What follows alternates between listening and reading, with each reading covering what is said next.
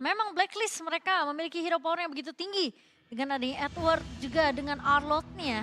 Dan juga Oheb masih dengan Cloud dan Yue dengan Valentinanya. Ya, tapi kalau kita lihat lagi dan lagi, line up rating dari Onyx 4 kali game ini berjalan. Selalu berada dalam keadaan yang under, tapi Benar. mereka selalu bisa maksimalin loh. Itu dia. Untuk power hero yang mereka bawakan di game dari 1 sampai dengan game yang ketiga tadi. Dan apa yang terjadi? Di game yang keempat akan kita saksikan sesaat lagi. Match point di tangan Onyx Indonesia. Yang sempat mereka kehilangan poin dari tim Blacklist, tapi ternyata 2 game sudah mengungguli sampai saat ini. Akankah sang tuan rumah Blacklist International diturunkan ke lower bracket atau bahkan akan memangsa sampai game yang kelima? Kita bakal mengudara di Filipina. Let's go! Let's go, mari kita doakan ini bisa aja menjadi game yang terakhir untuk Onyx Keyboy. Dan bahkan kita udah melihat Coach Yep itu sempat memainkan main psikologi dari pemain-main dan mungkin dari coachnya Blacklist sendiri dengan cara ya Digi yang tidak di-ban tapi tidak di-pick juga oleh Onyx. Tapi Rene J bakal Oke, ditarik. nampaknya Flicker telah dikeluarkan begitu saja. Walaupun bisa kita bilang early game kali ini Rene J terpaksa untuk mengeluarkan Flicker ya. Tapi kalau ngomongin dari posisi all in Rene J ini masih butuh banyak effort banget ya Momochan. Iya. Dan dari segi emblem kita juga menyaksikan rotasi akan coba dilakukan oleh seorang Rene J. Cuma dibalik itu semua, dengan Cloud yang bisa sustain seorang diri aja, membuat tugas Rene J akan lebih murah. Iya. Dan tadi kita ngeliat juga sebenarnya Yue sempat ngebawa Rupture di sini. Sans akan coba sedikit menahan tentunya di area mid-nya. Sementara posisi dari Keyboy memang belum bisa terlalu menang laning dibandingkan dengan cewek juga. Tapi at least cewek masih bisa untuk bertahan di laning bawahnya. Dan Sans akan menarik Rene J. Wah, Rene J udah gak ada Flicker. Rene J udah gak ada Flicker, itu yang harus mulai mereka perhatikan. Dan jangan sampai permainan yang cukup memaksa didapatkan oleh para pasukan dari tim Blacklist International. Dan ketika Rene J udah gak ada Flicker, ini akan menjadi berbahaya kalau dia ter-take down ketika posisi turtle terbuka. Mungkin Carry juga tidak mau terlalu mengambil resiko di area mid karena masih ada efek Terrified dari seorang Yue tadi. Oh, informasi yang telah didapatkan, di mana Sensui berada di garis depan dan akan menuju ke arah gold buff yang berhasil didapatkan tanpa adanya sebuah retribution.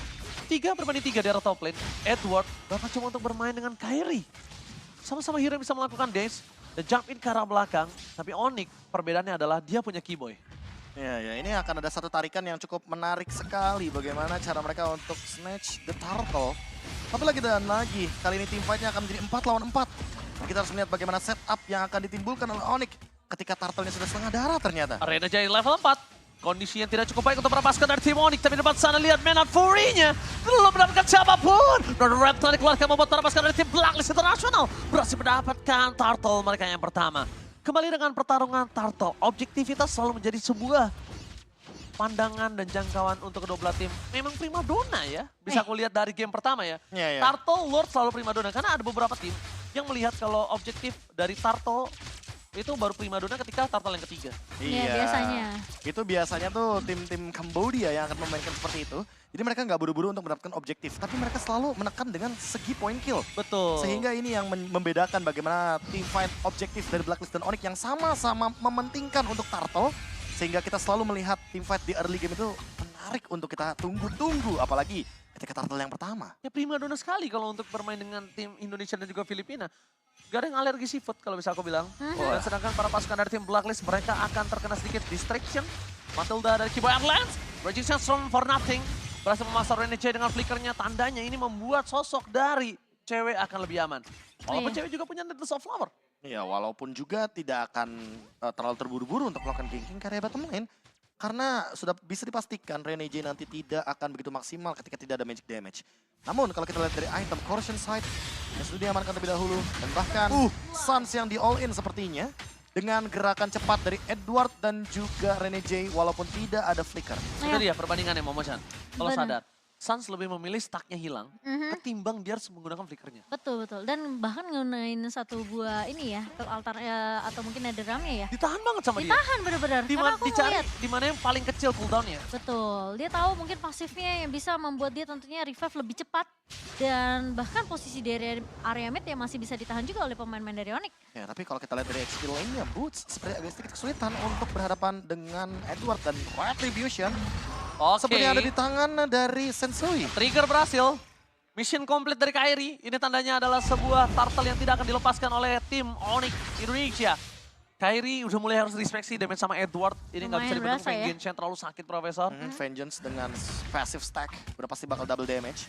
Dan kali ini terkena zoning out yang lumayan banyak dan membuat Keyboy harus lebih berhati-hati. Walaupun tadi ada retribution digunakan, tapi pressure dari Blacklist International itu nggak Kairi lepas. melepaskan lagi turtle-nya. Berarti tandanya bukan itu target utama yang mereka inginkan. Ketika permainan dari tim Onyx Indonesia berhasil memancing trigger. Karena kalau menurut aku, dia ingin tidak menuju ke arah perebutan objektif turtle.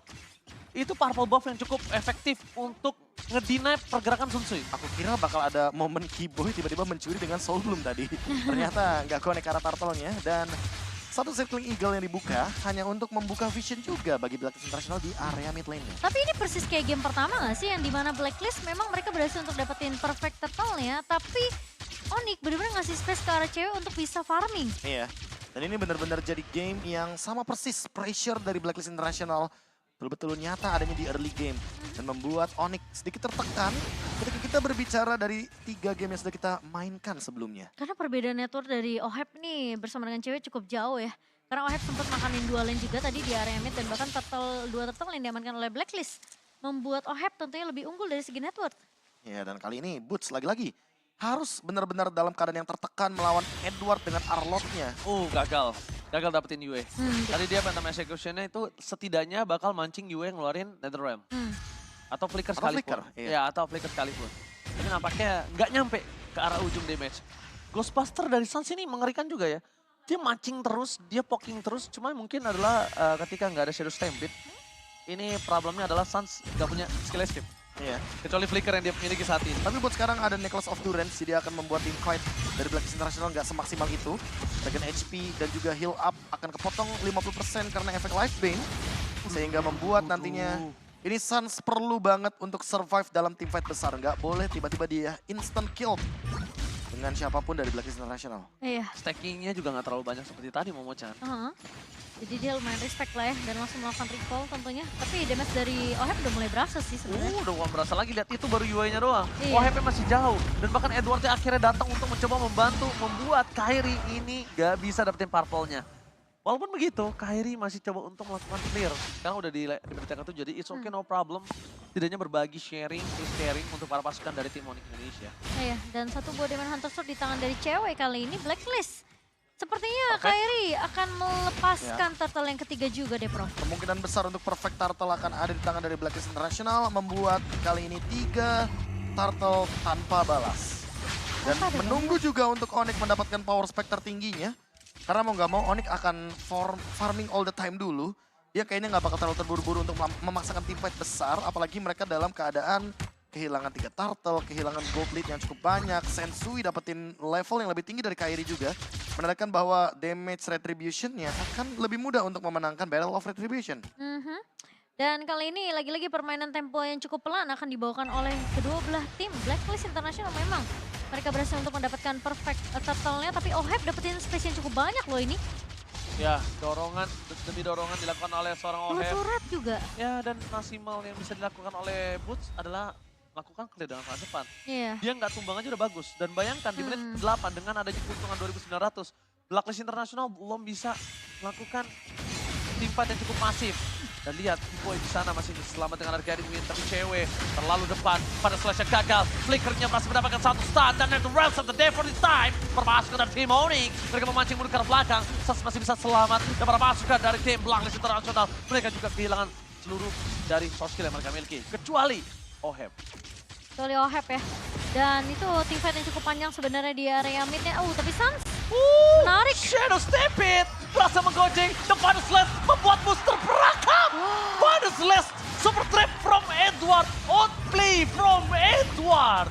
Wah, padahal dari Boots sendiri tadi hampir aja bisa di-follow, tapi kali ini Circling Eagle dari Hanya untuk Keyboy. memicu saja bagaimana mapping yang bisa dimanfaatkan oleh Blacklist International di area top lane. 4-man move dari Blacklist kali ini dengan gerakan ofensif karena ada satu Cloud di sana. Berarti mereka ingin team fight 5 lawan 5 sebenarnya Cimomo karena damage-nya cukup untuk menumbangkan base turret. Lihat. Oke, blessing to add from Oheb. Damage-nya masih terlalu bisa ditahan, tapi Keyboy K-Boy ter-take down. Gak bisa diselamatkan ternyata. Aku kira damage-nya akan cukup membuat K-Boy mundur ke arah belakang loh, Be. Ya, fadeaway kill yang didapatkan dari BMI dengan iya. Dexter sebagai takedown kill terakhirnya. Walaupun kali ini harus merelakan retribution-nya, Onyx akan memberikan Lord ini secara gratis kepada Blacklist International. Oke. Masih lot yang pertama memang.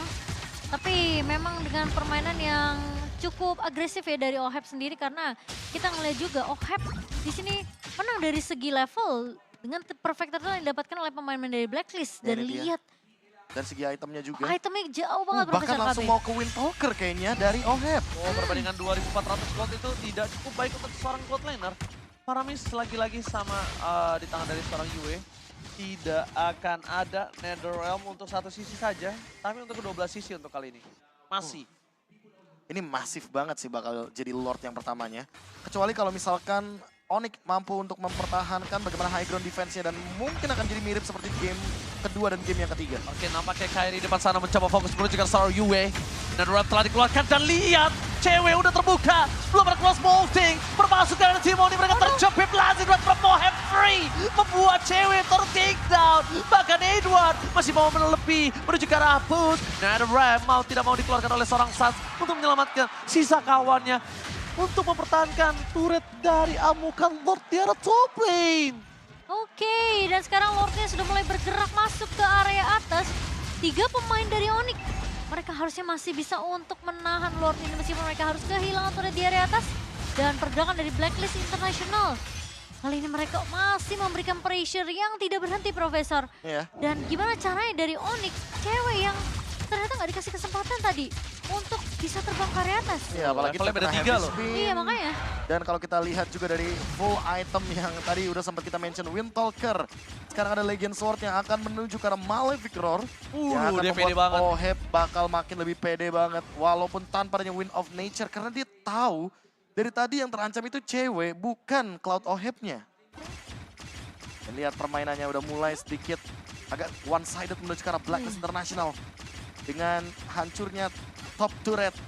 Dan membuat teman-teman dari Onyx harus reset secepat mungkin. Dan bahkan Suns tersolo kill oleh OHEP. Tersolo kill oleh OHEP. The Filipino Sniper. Kali ini bukan hanya sniper tapi juga Killer. killer. Lihat, OHEP. murder. Ini fun fact ya teman-teman ya. Emang pemain Blacklist itu jarang banget buat recall-recall. Iya. Makanya sekali mereka recall-recall itu pemain teman-teman dari Filipina tuh pasti bakal terkejut semuanya. Dan itu dia berarti namanya teammate yang dilakukan oleh Suns berhasil. Iya. Ya dong. Karena Benar-benar. memancing untuk Blacklist Melakukan hal yang sama. Melakukan hal yang lumayan sama. tilting. Lumayan ke tilt ya. Iya. Iya ya. Tapi ya sebenarnya kelihatan perbedaan dari item ini yang memang jadi PR ya. Makanya aku bilang sama kayak game pertama gak sih, Blacklist yang udah unggul 7.800 malah di game pertama. Sama seperti di game keempat kali ini. Jadi kan 7.200 diungguli oleh Blacklist International. Dan ini keuntungannya nggak berhenti loh bedanya Cimomo. Di game yang Iya. pertama sempat berhenti. Di game kali ini beda banget. Ini nggak berhenti Karena sama sekali. belum ada yang bisa megang OHEP, lihat OHEP bebas banget. OHEP bener-bener kayak bisa rotasi dan dia bantu ke arah boots aja dia bisa loh. Tapi di sisi lain lihat bagaimana cewek yang mencoba Oh untuk my mendorong lane jauhnya. Dan bahkan kali ini dengan hadirnya Lord yang akan menuju ke arah top lane. Seharusnya ketika Onyx berlima, mereka nggak bakal bisa kehilangan base-nya. Karena Iya. mereka masih mampu untuk melakukan defense. Dan ingat, momentum masih bisa diciptakan. Karena damage taken walaupun paling banyak dari Suns, tapi setidaknya untuk sampai dengan menit-menit seperti ini, kalau Yue-nya tidak mendapatkan ultimate dari Netherrealm, berarti Onyx berada dalam keuntungan. Dengan kondisi 2 level di bawah Yue, mungkin Suns juga akan cukup kesulitan untuk bisa memberikan damage burst balik gitu loh. Apalagi kalau misalnya setup team fight-nya bener-bener perfect banget ya untuk Blacklist International ya. Ini mungkin positioning adalah kunci untuk cewek dan juga Suns. Suns tadi baru jadi ke arah lightning truncheon nih. Jadi harusnya damage-nya ini baru akan berasa sekarang dari sisi Suns sendiri. Oke, lihat Kairi. Di arah bottom lane bakal coba dikejar abis sama OHEP. Tapi lihat para pasukan dari tim Blacklist International. Mereka lebih fokus melakukan distraction di 2 lane yang berbeda. Karena di arah top lane, Blacklist biarkan Lordnya bebas masuk tanpa ada hambatan. Dan biarkan Sentry akan mendistract, bombardir ke arah backline, mengkocar kacirkan tim Onyx. Dan bahkan di sana Kairi mencoba untuk bermain dengan Ting Ting, bukan bermain Ting Ting, bukan Biscuit. Lord Trust diselesaikan, tapi Kairi harus take down the phone. Fokus ke arah Yue, masih bisa diselamatkan. Hemisphere for Yue. Dan para pasukan dari tim Onyx, mereka pura-pura ada dan blinding run from Mohead. Gak bisa lagi dibendung, ini bencana. Game 5 Israel Blacklist International menolak dengan kekalahan 3-1. Game 5 Israel bukan tanpa alasan. Muka mereka keluar dari bench dengan full senyum Profesor. Wah, ini dia reset yang terjadi juga dari Blacklist International. Bukan tanpa